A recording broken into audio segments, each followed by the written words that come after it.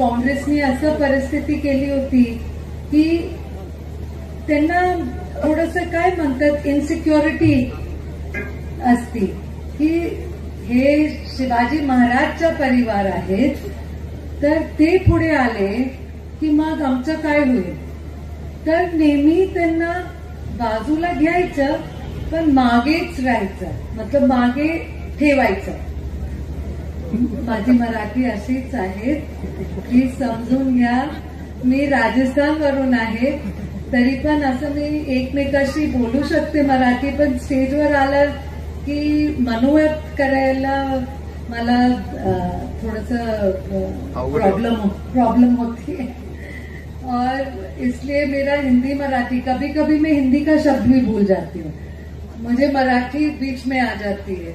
तो उसी तरीके से मैं आपको बता रही हूँ कि उदयनराजे ने बहुत बहुत परिश्रम किया है.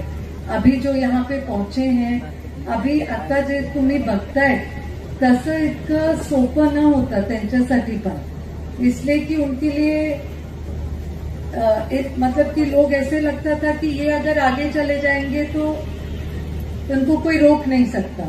और उस परिवार से आए हैं जिसका लक्ष्य एक ही रहा है, लोगों के लिए काम करना. जो अपने लिए नहीं कर सकते उनके लिए काम करना. अपन भी अपने बच्चों को सिखाते हैं कि अपने दादा की अपने परिवार में परदादा की पंजोबा त्यांनी काय केलं आहे, तसं उदयनराजेंना पण हेच शिकवलं गेलं होतं की तुमचा परिवार काय आहे.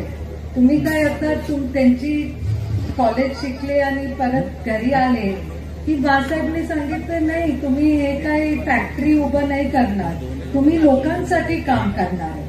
आणि हे तुमचं म्हणजे शिवाजी महाराज के परिवार में आए हो तो क्या कुछ नहीं मिला है, सब कुछ मिला है. मान मिला है, आदर मिलता है, सम्मान मिलता है.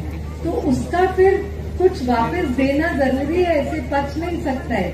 सब ले लेके अपन पचा सकते हैं, नहीं पचा सकते हैं. तो देना भी बहुत जरूरी है.